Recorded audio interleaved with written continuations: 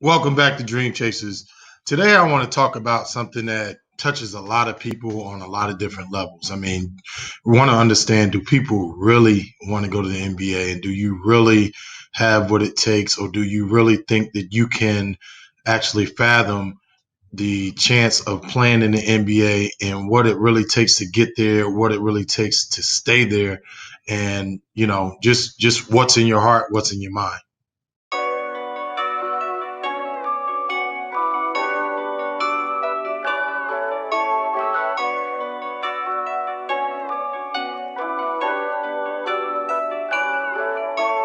New Chanel, mama and Gucci, got out the hoop, yeah. Been through hell, carry the, life is a movie, yeah. We prevail, now we do the coupies, don't do the groupies, yeah. Got money for bail, don't act like you know me, knock off your coffee, yeah. Flooded the rollie with ether, Hurricane Katrina the beamer, blowing the money like FEMA.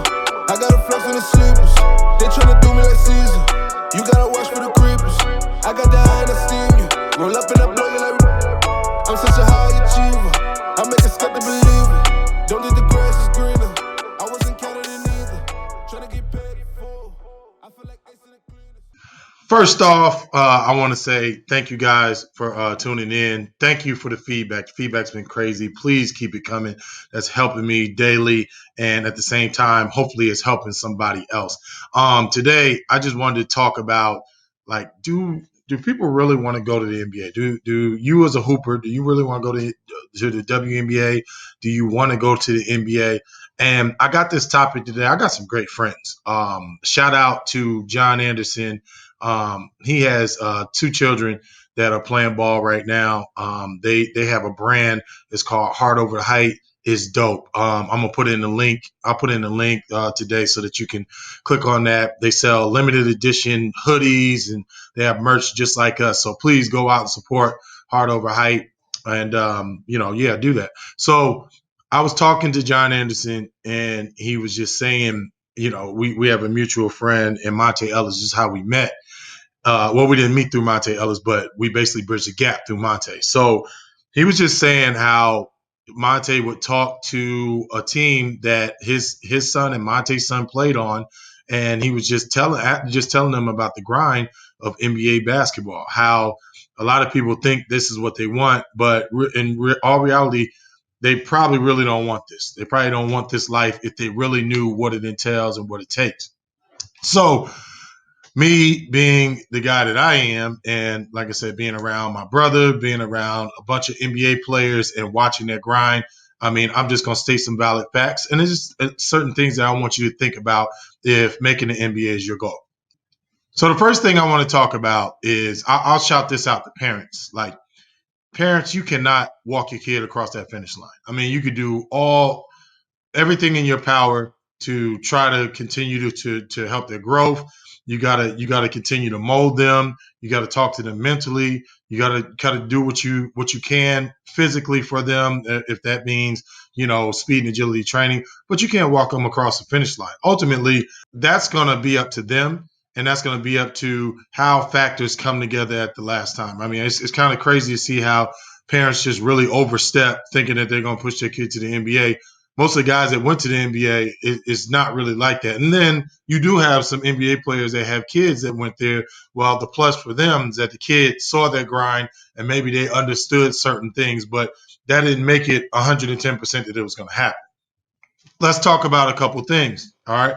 These guys played 82 games. Now, obviously, due to COVID, they had to cut the season down or whatever, but they played 82 games. You got to understand. And then 41 of those games, they're flying to different places. So they're almost living out of a suitcase for half of the season. I mean, that's a grind in itself. Then when you look at the practices, so 82 games plus the practices, I mean, you gotta be ready to get up and you gotta be ready to play. I mean, it's crazy how you get some of these NBA players that average these numbers and they're on the road. But I mean, it's certain things that they had to learn within the time of being there to be able to be consistent, because that's key. Multiple press conferences, news reporters in your face. Another thing that I thought about too is the attention that you get. Can you imagine being James Harden or LeBron James? You can't even walk down the street and go get a hamburger no more. Or, when you do something, somebody's always got a camera phone, something in your face. There's going to be days that you wake up, like you may dream of having that type of notoriety, but at the same time, I'm pretty sure for them that gets to be old. You just want to take a walk down the street, and you got somebody in a bush taking pictures, or you got somebody screaming out something because they don't like you. I mean, that can weigh on somebody psychologically.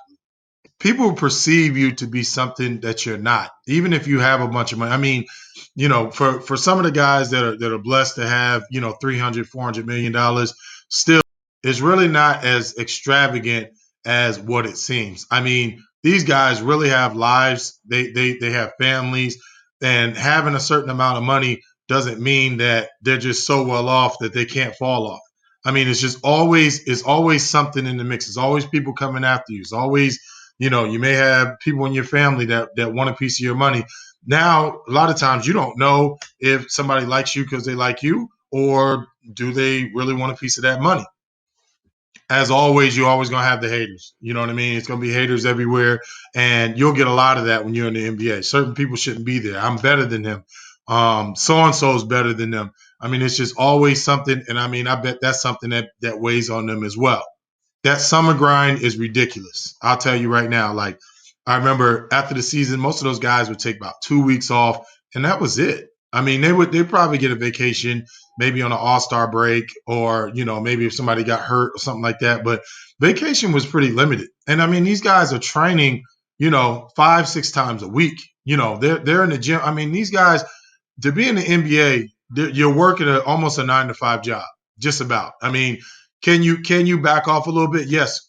But if you back off, you might fall off. And then when you fall off, somebody's right behind you. And then you have the fact of, as you get older, you have to find a different niche because there's younger, newer guys that are coming in the NBA. Another part of that too is, getting traded around. Now, you get to a point, you have some guys that are straight up journeymen. And what I mean about journeymen is that they get traded from team to team to team. If this is a good package, they get put in there, and then you may even get to the point where you get traded to a team, they don't see value for you, and now you get cut. So these are some of the things that I think a lot of people don't think about. And lastly, I mean, there's no finish line in the NBA. There's really no. I mean, you can be out the NBA if you don't produce. You could be out the NBA. You go to the wrong team, and now they push you down to a G League or what have you. So it's not all glitz and glamour. You guys see all the good stuff and all the guys that are supremely blessed. Yeah, shouts out to them. And, hopefully if that's your goal, hopefully you get there. But at the end of the day, you can lose everything off of one foul swoop. You may get one contract, or, you may get into something where, you're playing well and you're making a name for yourself. And now all of a sudden another team's calling and they have to package you in the deal. And then what? Now you have, 5 guys playing your position. You're fighting for it and you don't make it.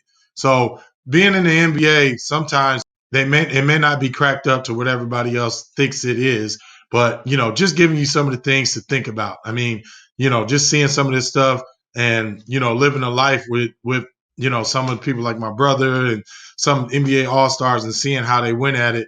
I mean, I have a clear picture of what went on. I want to thank you guys for watching. Again, please keep the feedback coming. Also, if you're into basketball or coach or anything like that, and you're interested in doing a podcast, please just hit me up, dreamchasersindy@gmail.com. Again, dreamchasersindy@gmail.com. And please like and subscribe Dream Chasers Basketball Indy on YouTube. I mean, we're putting these videos up daily. Probably got some good stuff coming up this summer. Maybe some behind the scenes stuff, maybe talking to a couple NBA guys. So stick with us. All right. And remember, dreams don't work unless you do.